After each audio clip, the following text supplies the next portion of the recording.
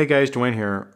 I wanted to talk a little bit about what our children go through when dealing with this. I know I spend most of my videos talking about what we're dealing with and how we're figuring out how to recover and cope. And I do talk about the kids, but I wanted to talk a little bit about this specifically, primarily because I've been dealing with some issues lately, and it's kind of brought this topic back to the forefront. And I thought it would be really good to readdress the issue.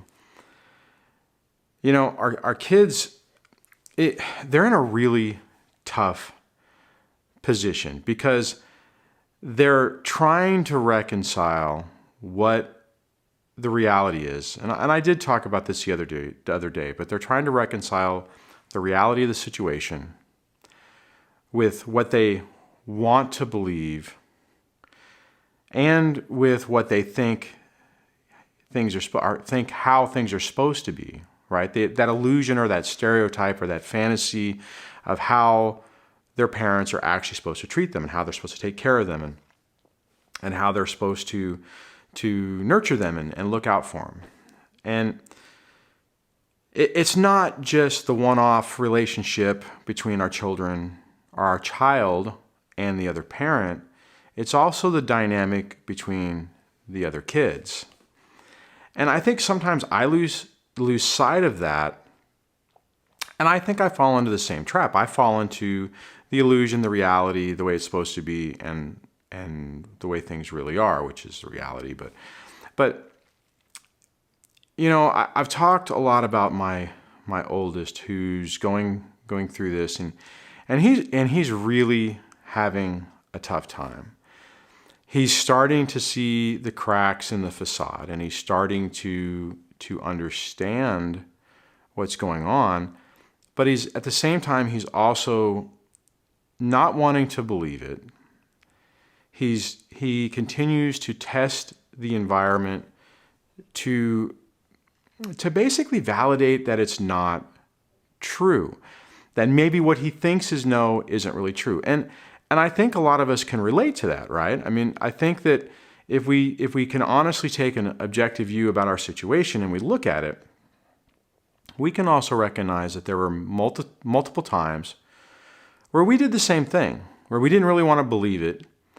And probably what happened in our situation is there were times where the other person would do things that would give us hope or make us think that the situation wasn't really the way we feared it would be, right?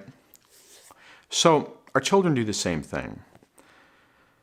But the other thing or the other aspect of it is, and like I mentioned before at the beginning of this video, is the interdynamic or the interpersonal dynamics between the other kids.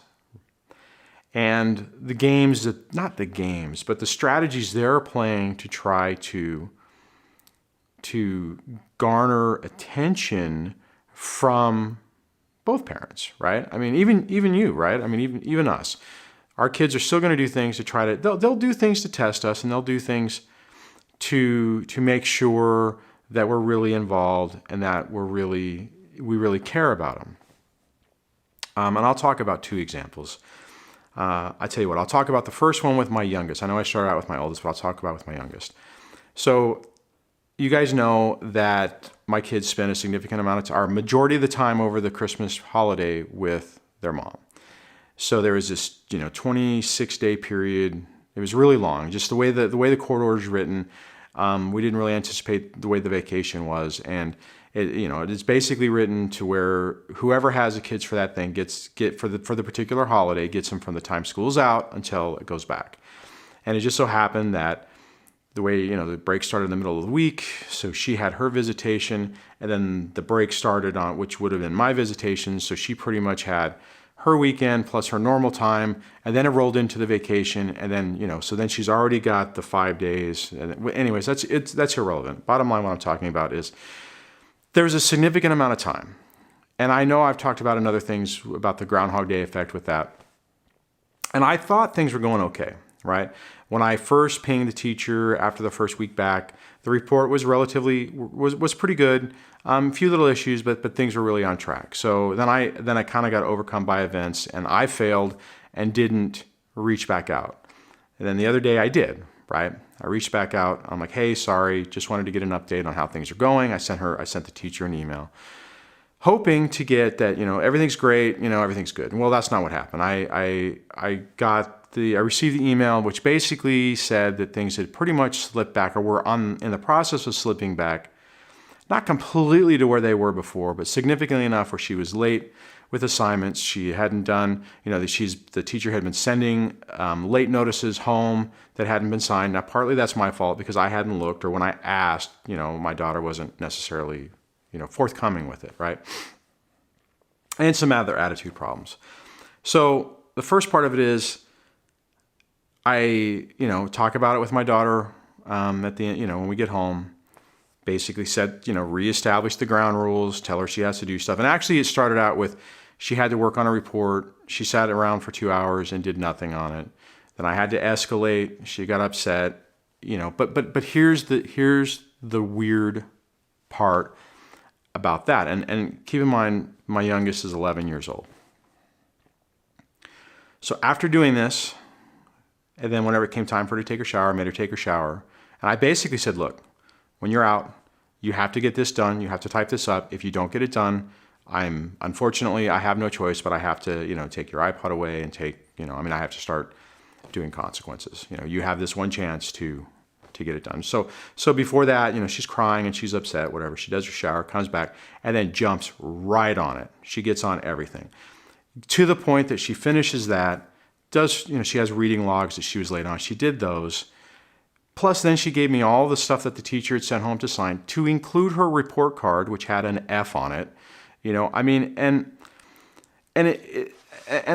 I'm not to say not to downplay those things, because there's a lot of bad in there. But the good part about it is I think what it is she's so starved to have someone care about her and to really show an interest, that as soon as I got back on track with that, and like I said before, partly that was my fault because I thought things were okay and I was giving her space.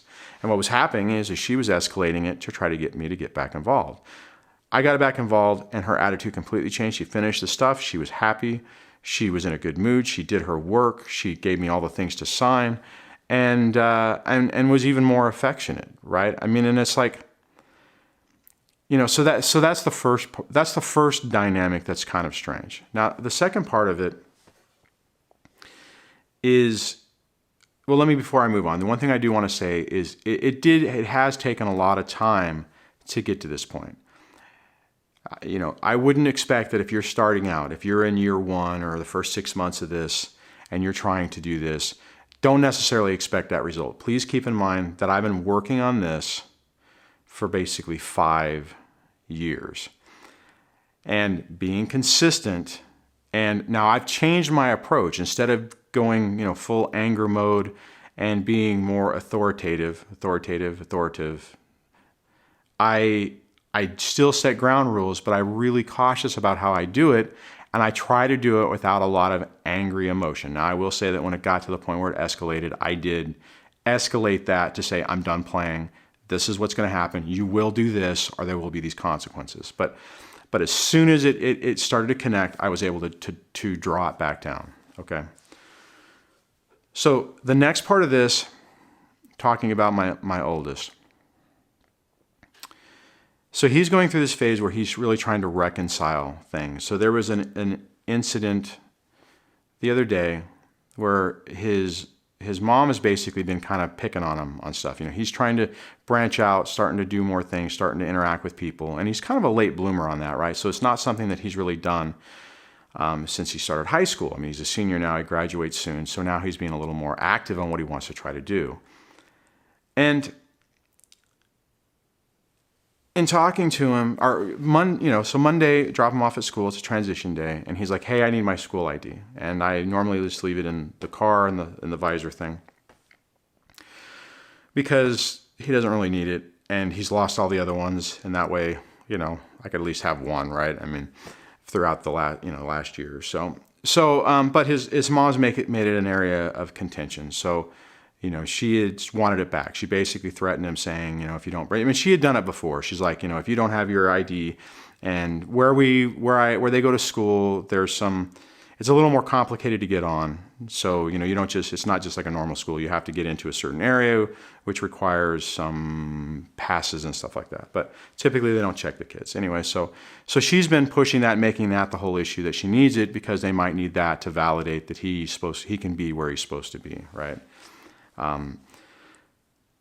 So she was pushing for that again. And he's like, look, I need my ID. And I'm like, okay, kind of irritated me a little bit because it's frustrating, but it's kind of irrelevant. He said he needed it. I gave it to him. I'm like, just don't lose it. Keep it in your backpack. When it was an issue, I actually put it in his phone, in his case of his phone. So if it was a critical emergency, because he doesn't lose his phone, he would have the ID. But his mom didn't like that, and he had to pull it out because she didn't want to wait in case they needed it to have to take his case off his phone. So, whatever. It's just, it's all control and stuff like that. But so anyway, so we have this conversation in the morning and the other two kids are there. And I didn't really think anything of it, right? It wasn't like he was bashing his mom. He's like, hey, I just need it. I just don't want to have her, threaten this other event that I want to go to. And I'm like, okay, I get it. Well, come to find out today, his sister ratted him out with his mom. As soon as she picked him up on Monday or shortly thereafter, my daughter, his sister, basically said that he was bad-mouthing his mom in the car in the morning about the ID. And I hadn't really thought about that dynamic, because typically it's all been focused on the parents, right? And also typically the kids don't generally tell me what's going on at the other house. It's like a black hole. I mentioned before that my son is actually now starting to open up about it a little bit more because he's starting to see what's going on. So he's more, he's wanting to understand. So he's asking questions, and we're having some conversations about it.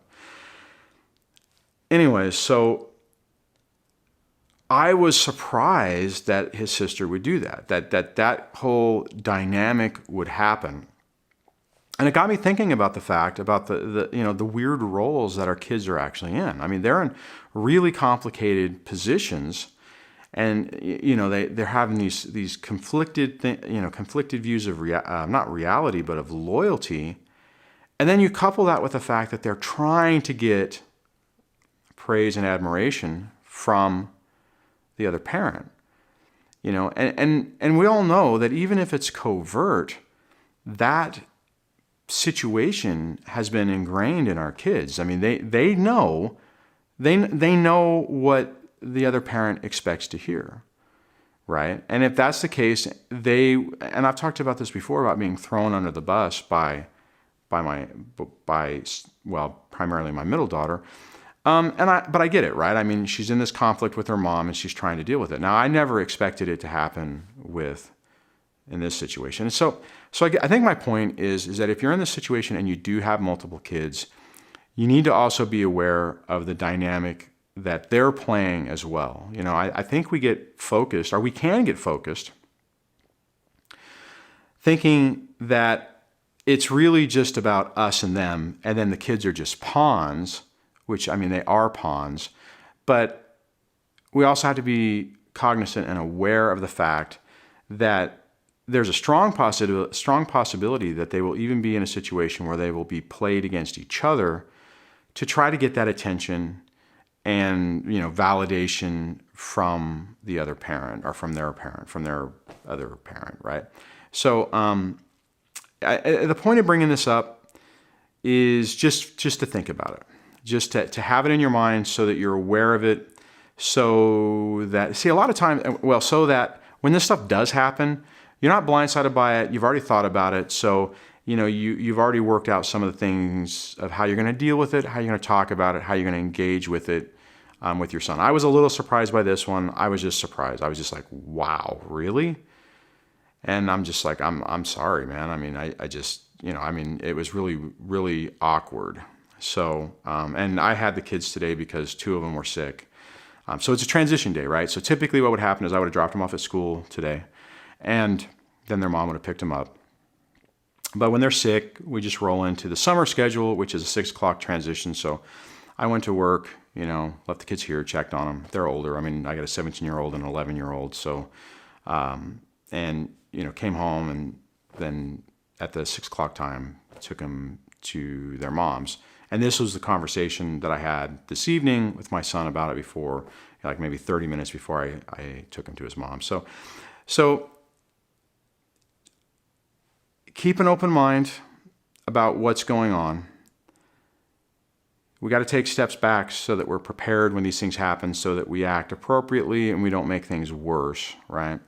And that we're there for our kids, and I've talked about this before, but even, a lot of times, especially in the situation like I'm in, now I get that other people have been able to fight and get full custody and stuff like that, but that's not my situation. And I'm not really in a position with the way my dynamic is to really go for that at this time. And, so I'm in this situation where I'm constantly dealing with trying to pick up the pieces and to mitigate the damage that the other parent's doing. And I know a lot of you are in the same boat. And it gets frustrating, but, it does get easier after time, because you just kind of accept it, and then you're able to.